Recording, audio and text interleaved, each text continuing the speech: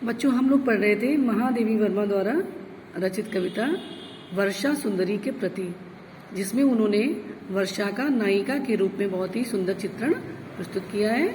आइए आगे बढ़ते हैं और इन पंक्तियों को कंप्लीट करते हैं।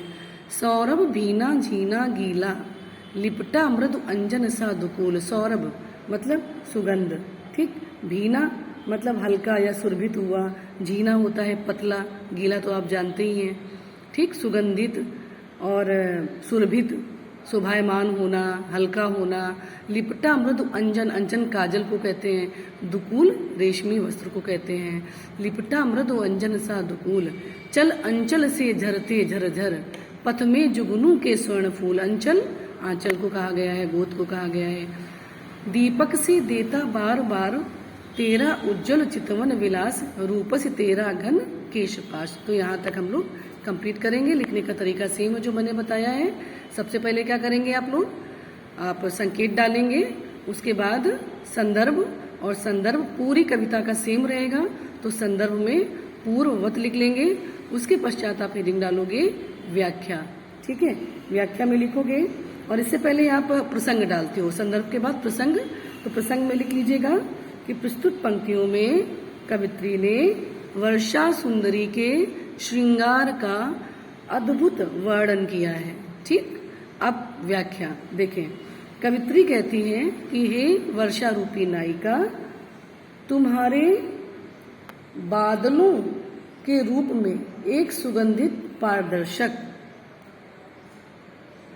एक बार फिर देख लीजिए। कवित्री कहती है कि तुमने बादलों के रूप में, ये थोड़ा सा वर्ड अपने मन से मैं लगा रही हूं, कि तुमने बादलों के रूप में एक सुगंधित यानी सौरभ, एक सुगंधित और झीना पारदर्शक, एक सुगंधित पारदर्शक, कुछ गीला और काले हल्के, जैसे मृदु अंजन, अंजन अंजन काला होता है ना, आंखों में काजल लगाते हुए काला होता है, कुछ हल्का एवं काले रंग का झीना सा दुकूल, झीना सा काले रंग का हल्का सा रेशमी वस्त्र ओढ़ के रखा है या धारण कर लिया है। एक बार फिर सुन लीजिए। कवित्री कहती है कि हे वर्षा रूपी नायिका, तुमने बादलों के रूप में एक सुगंधित, सौरभ, पारदर्शक और कुछ गीला एवं हल्के काले रंग का एक रेशमी वस्त्र धारण कर लिया है। आकाश में चमकने वाले, चल अंचल से झरझर झरते, पथ में जुगनू के स्वर्ण फूल। तो आकाश में, अब सेकेंड लाइन से लेंगे। आकाश में चमकने वाले जो जुगनू हैं, आकाश में चमकने वाले जुगनू ऐसे लग रहे हैं मानो तुम्हारे चलते हुए मतलब हिलते हुए, चल में चलना मतलब हिलना, तुम्हारे हिलते हुए आंचल से मार्ग में झर झर झरते स्वर्ण फूल। तुम्हारे हिलते हुए आंचल से मार्ग में, तुम्हारे मार्ग में स्वर्ण फूल अर्थात सोने के फूल निरंतर झर रहे हों। एक बार ये लाइन फिर देख लीजिए। आकाश में चमकने वाले जुगनू ऐसे लग रहे हैं मानो तुम्हारे हिलते हुए आंचल से मार्ग में सोने के फूल झर रहे हों। दीपक से देता बार बार तेरा उज्जवल चितवन विलास, बादलों से चमकती बिजली तुम्हारी उज्जवल चितवन है। बादलों से जो बिजली चमक रही है, तेरा उज्जवल चितवन विलास, बादलों से जो बिजली चमक रही है वो तुम्हारी उज्जवल चितवन है। जब तुम ऐसी दृष्टि किसी पर डालती हो, विलास का मतलब होता है हास परिहास, विलास में मस्त रहना, ठीक है। आमोद प्रमोद, ये सब विलास से संबंधित शब्द हो गए। तो कवित्री कहती है कि जब तुम ऐसी सुंदर दृष्टि किसी पर डालती हो तो उसके मन में, दीपक से देता बार बार, तो उसके मन में प्रेम के दीपक जगमगाने लगते हैं।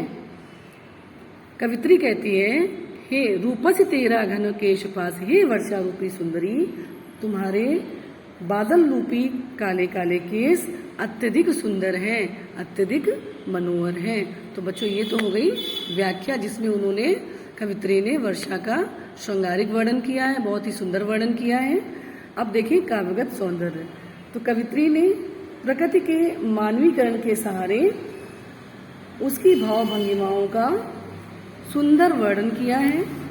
इसके पश्चात आप भाषा देखेंगे, शैली देखेंगे तो जो मैंने पहले बताया था सेम रहेगा। भाषा साहित्यिक खड़ी बोली, शैली चित्रात्मक हो जाएगी एक तो, और प्रतीकात्मक प्रतीकों का प्रयोग किया गया है। तो प्रतीकात्मक शैली कौन कौन से प्रतीकों का प्रयोग कवित्री ने किया है।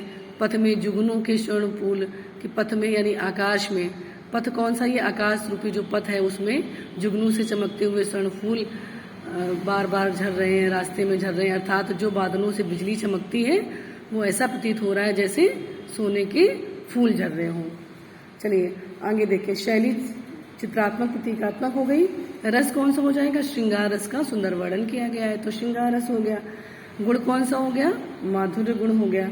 इसके पश्चात अलंकार देख लीजिएगा, यहाँ पर तेरा उज्जवल चितवन विलास। तुम जब किसी को देखती हो तो तुम्हारी जो ये चितवन उज्जवल है वो कैसे परिवर्तित हो जाती है, किसी को भी अपने मन में प्रेम करने के लिए उत्तेजित कर देती है। तो यहाँ पर तेरा उज्जवल चितवन विलास, चितवन रूपी जो विलास है तुम्हारा, तुम जब देखती हो, है ना, चितवन रूपी जो तुम्हारा विलास है, तो यहाँ पर रूपक आ जाएगा। चितवन विलास में रूपक अलंकार आ जाएगा।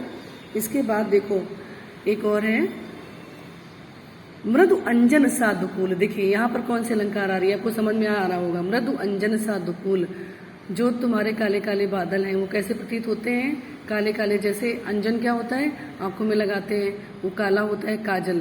तो अंजन सा दुकूल लग रहा है, जो तुम्हारा वस्त्र है यानी रेशमी वस्त्र सा। तो यहाँ पर उपमा अलंकार, ठीक है, सा सी से सम, ये सब उपमा अलंकार के वाचक शब्द होते हैं। तो यहाँ पर उपमा अलंकार आ रही है, ठीक है। और सर्वत्र मानवीकरण तो है ही, और अनुप्रास अलंकार प्रयोग किया गया है। और आपका जो छंद है वो अतुकांत मुक्त सर्वत्र आ रहा है, ठीक है। तो ये कंप्लीट हो गया बच्चों, इसको अपनी कॉपी पर कंप्लीट करेंगे।